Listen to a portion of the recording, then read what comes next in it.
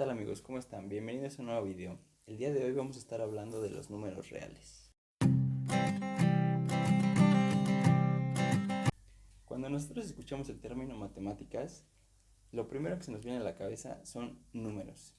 Y por esto es que voy a explicar más o menos cómo es la clasificación de todos estos números. Para empezar, todos estos números, la primera característica que tienen es que se tienen que representar sobre una recta numérica. En esta recta numérica es en donde vamos a colocar siempre todos estos números. Ahora, de este lado voy a hacer una tipográfica de la clasificación de los números reales. Los números reales vamos a tener en cuenta que los vamos a representar de esta manera. Y los números reales van a salir en estos dos grupos. Los números irracionales y los números racionales, que también se van a representar de esta manera. Los números irracionales. ¿Cuáles son los números irracionales? Los números irracionales son todos aquellos que son infinitos, que no tienen una cifra exacta. Como por ejemplo, vamos a tener pi. Tendríamos pi o raíz de 2. Colocar estos dos ejemplos para tratar de explicar los números irracionales. Pi, como sabemos, tenemos en cuenta que es 3.14 y un número infinito de números. Y la raíz de 2 de igual manera. Vamos a tener en cuenta que si nosotros en una calculadora hacemos esta operación, nos va a dar como resultado 1.41 y demasiados números. Esto es a lo que me refiero con los números irracionales, que no tienen una cifra exacta, que siempre va a ser de una manera infinita. Ahora, los números racionales. Los números racionales se van a clasificar en otros dos puntos, que van a ser los números naturales, que lo vamos a estar representando de esta manera, y los números enteros, que se representan de esta manera. Ahora, ¿qué es un número racional? Un número racional prácticamente es una fracción en donde vamos a tener a y b, pero que tanto a como b tienen que ser diferente a 0. Prácticamente los números racionales son todos los números que pueden representarte como el cociente de dos números enteros. Así lo voy a dejar por aquí. ¿Por qué?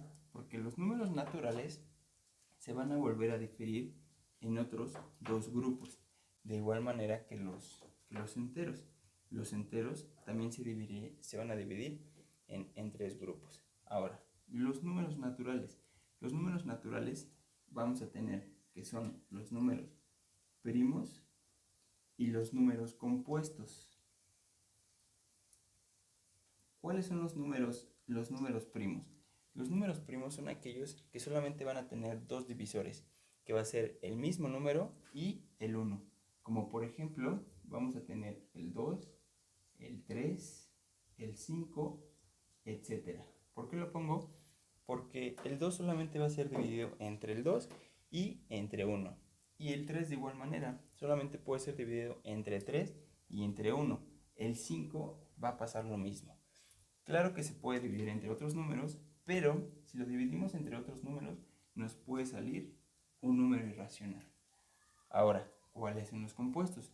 Los compuestos es viceversa a esto. Son todos los números que sí van a tener diferentes divisores. Como por ejemplo, ¿cuál? Como por ejemplo el 4, como por ejemplo el 6, como por ejemplo el 8, y etcétera. ¿Por qué?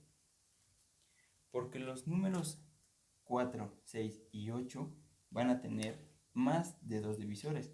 En el 4 tendríamos el 4, podríamos tener el 2 y podemos tener el 1. En el 6 podemos tener el 6, el 3, 2 y 1, y de igual manera con el 8, y así nos podemos ir. Ahora, los números enteros. Los números enteros solamente se van a clasificar en positivos, en el 0 y negativos. Esta prácticamente sería nuestra clasificación de los números reales. Ahora, todos estos números reales, ¿cómo los podríamos poner en nuestra recta numérica? Pues bueno, si nosotros tenemos un número primo, nos iríamos a esta parte de aquí. Si nosotros tenemos un número primo, pues lo podríamos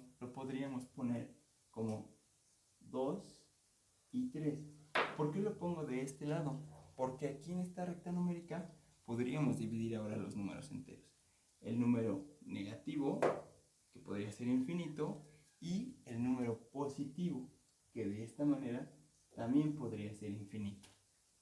Entonces, si nosotros tenemos los números primos, que ya colocamos de esta manera, es porque son positivos, pero también los podríamos poner en negativo, que en este caso estarían de este lado. Ahora, los números compuestos podríamos ocuparlos de la misma manera.